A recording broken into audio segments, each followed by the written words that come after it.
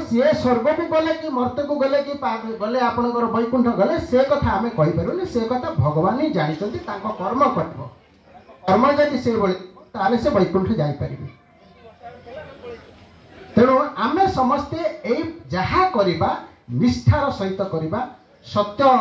भाव रखी करवा सत्य ही चाहे कितना कड़वा न हो ये महाप्रभु भीष्म महाराज कहते महाभारत में सतटा सब शुणिया को हार्ड कई शुणिया को इच्छा करें मिछ कथा विभिन्न प्रकार कथा कले समस्त शुणा प्रस्तुत तेणु आम जो कम कले आग को जिते कम करवा सब निष्ठार सहित करवा चेष्टा करवा सब शुद्ध जिनस आनी व्यवहार करने शुद्ध जिनस अच्छी संख्या माने मात्रा कम तेणु आम तो खोजिकी बाहर करने को पड़ो प्रथम कथा ब्राह्मण कथा कहले कि सुधाशुद्धि करें आम कहबानी कलिजुगे शास्त्र कहूँ कलिजुगे ब्राह्मण नहांती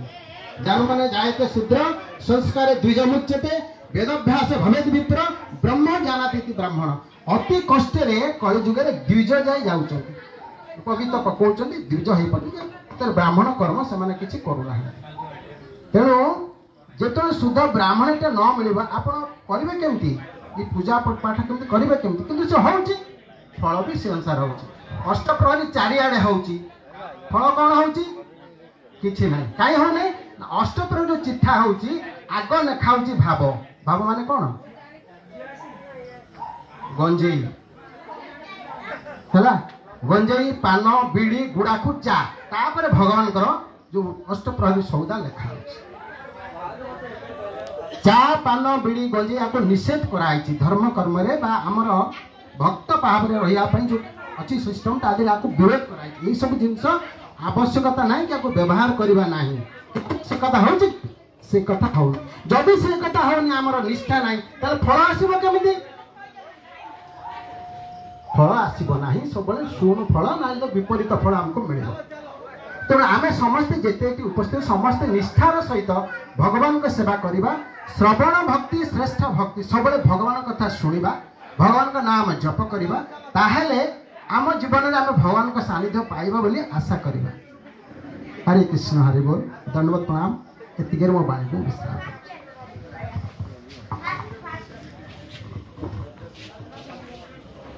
कहीं केजाणी भारी भल लगे संघबद्ध होई किछि करिबा को सही संघबद्धता आज साकार होइछि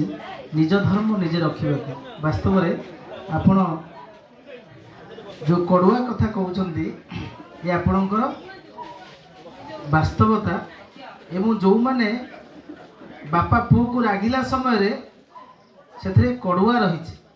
कष्ट कथा रही कि पुओर से मंगल कथा रही माँ जिते छुआ को झील को आकट करुच्ची से कथाटा कष्ट से झील पाई कि तार उपकार से अच्छे आज बापा माँ उपयुक्त संतान उत्तम श्रेणी संतान किए ना ताकू कहवा पूर्व जे काम कर दियंती मध्यम संतान किए कहला परे जे करंती अधम संतान किए कहला परे से करंती नाही तेणु आमे बापा माँ केते उत्तम संतान गुरुजनकर केते उत्तम छात्र अनुष्ठान केते उत्तम कर्मचारी एवं सत्संग जगतर केते उत्तम सत्संगी सेटा विचार कथा तेणु आज्ञा भागवत कथा कहते से कहीपर ना एवं गाँव नृसिंह ठाकुर अच्छा अभय नृसिंह सुंदर मूर्ति प्रभु मंदिर पुरातन मंदिर से मासिक भागवत कार्यक्रम करते एवं से कार्यक्रम ये अधम जी समय के हुए आसिक पहुँचे कारण विभिन्न समय टिके व्यस्त रुहे लेखालेखी एवं साहित्य अनुष्ठान आध्यात्मिक अनुष्ठान ये सब किंतु वास्तव में कहुई तू जदि एक भाव थी तू मत निश्चय पाइबु तुम्हें जिते जहाँ कम कर बापा माँ पाखे से कर्तव्य कर्म पाखे से गाँ ठाकुराणी पाखे एवं विशेष भाव में सत धर्म सत कर्म सत चेष्टा सत निष्ठा यदि आम रहा से रही बोली एत दिन बंचे ना से बंचे ना समय मारिदेव परिस्थिति ओडुआ पकईदेव ରୋଗରେ ତାଙ୍କୁ ପକେଇଦେବ। ବାଟରେ ଯାଉଥିଲେ ଘରକୁ ଫେରି ପାରିବନି, ଅସୁବିଧା କରୁଥିଲେ। ସେ ସମୟ ମୃତ୍ୟୁ ପୂର୍ବରୁ ଅପମୃତ୍ୟୁ ହବ, ହେଲେ ଆକସ୍ମିକ ମୃତ୍ୟୁ ହବ। ମୃତ୍ୟୁ ଯାଏ ସେ ଯିବ ଯାହାର ଉତ୍ତମ ସେବା, ଉତ୍ତମ କର୍ତ୍ତବ୍ୟ, ଉତ୍ତମ ନିଷ୍ଠା, ଉତ୍ତମ ଯୋଗାଯୋଗ, ଉତ୍ତମ ସମ୍ପର୍କ, ଉତ୍ତମ ଖାଦ୍ୟ, ଉତ୍ତମ ବ୍ୟବହାର, ଉତ୍ତମ ଚରିତ୍ର, ଉତ୍ତମ ସଂଯୋଗ, ସତ୍ସଙ୍ଗରେ ସଂଯୋଗ କରିବା, ସତ୍ସଙ୍ଗ କରିବା। ଭଗବାନ ରାମଙ୍କର, ଭଗବାନ କୃଷ୍ଣଙ୍କର ଯଦି କୃପା ନ ହବ ଜଣେ ସତ୍ସଙ୍ଗୀକୁ ଯାଇପାରିବ ନାହିଁ। ଜୟ ଜଗନ୍ନାଥ ଦର୍ଶକ ଦେବତା, ଆପଣମାନଙ୍କୁ ଭୂମିଷ୍ଠ ପ୍ରଣାମ, ଭଲ ପାଇବା। ଆଜି ହେଉଛି ପଞ୍ଚମ ଗୁରୁର ଆବଶ୍ୟକତା ଭାରତବର୍ଷରେ କୁହାଯାଇଛି। ପଞ୍ଚମାଙ୍କର ଯାତ୍ରା ଜଗତର ମହାନ କଳାକାର ଶରତ ଚନ୍ଦ୍ର ମହାନ୍ତି, ଯାତ୍ରା ଜଗତର ମହାନ କଳାକାର ଶରତ ଚନ୍ଦ୍ର ମହାନ୍ତି, ତାଙ୍କର ଆଜି ଏକାଦଶ କର୍ମ। ରାଜମାତା, ଗୁରୁମାତା, ଏ ପଞ୍ଚମାତାଙ୍କର କଥା କୁହାଯାଇଛି, ଧରିତ୍ରୀ ମାତା କଥା କୁହାଯାଇଛି। ତାଙ୍କ ଏକାଦଶ କର୍ମରେ ମୁଁ ଆସି ପହଞ୍ଚିଛି ଆଜି। କଥା କୁହାଯାଇଛି। ତେଣୁ ସବୁ ପରେ ବି ଯଦି ଆମେ ଯାତ୍ରା ଜଗତରେ ବହୁତ ନାଁ କମେଇଥିଲେ ହାସ୍ୟ ଅଭିନେତା ଭାବେ, ତେଣୁ ତାପରେ ଯାତ୍ରା ଜଗତରେ ନିଜେ ମୁଖ୍ୟ ପରିଚାଳକ ଭାବେ ଯାତ୍ରା ତୁଲେଇ ଆସୁଥିଲେ। ଟିକେ ସ୍ମୃତିଚାରଣ କରିବେ ଯାତ୍ରା ତାଙ୍କର କର୍ତ୍ତବ୍ୟ କଥା। ଆଉ ମିର୍ଜାପୁର, ଆମେ ତାପରେ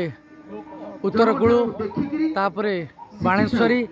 ଜଗତଜନୀ ଅପେରା, ଏବଂ କର୍ମ ସବୁ ଅପେରାରେ ଶିକ୍ଷା ଲାଭ କରେ। ଅଭିନୟ ସହ ପରିଚାଳକ ଭାବେ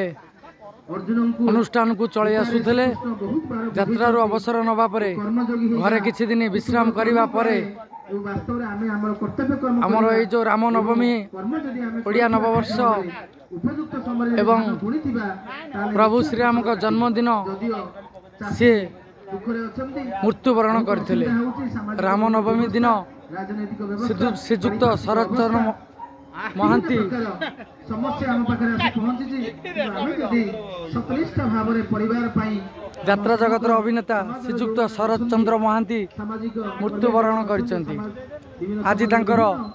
ଏକାଦଶ କର୍ମ। ଅଛନ୍ତି, ସମସ୍ତଙ୍କୁ ନେଇକି ଚାଲିବା, ତାହେଲେ ନିଶ୍ଚୟ ଆମର ଜୀବନ ଧନ୍ୟ ହବ। ଅଛନ୍ତି ଜନ୍ମଗ୍ରହଣ କରିଥିଲେ 2 ତାରିଖ ଡିସେମ୍ବର ମାସ 1932 ମସିହାରେ। 2 ତାରିଖ ଡିସେମ୍ବର ମାସ 1932 ମସିହାରେ ଜନ୍ମଗ୍ରହଣ କରିଥିଲେ ଏବଂ 6 ଅପ୍ରେଲ ମାସ 2025ରେ ମୃତ୍ୟୁବରଣ କରିଛନ୍ତି। ତାଙ୍କର ଅମର ଆତ୍ମା ସଦ୍ଗତି ନିମନ୍ତେ ଆମେ ପ୍ରଭୁ ଶ୍ରୀ ଜଗନ୍ନାଥଙ୍କ ପାଖରେ ପ୍ରାର୍ଥନା କରୁଛୁ,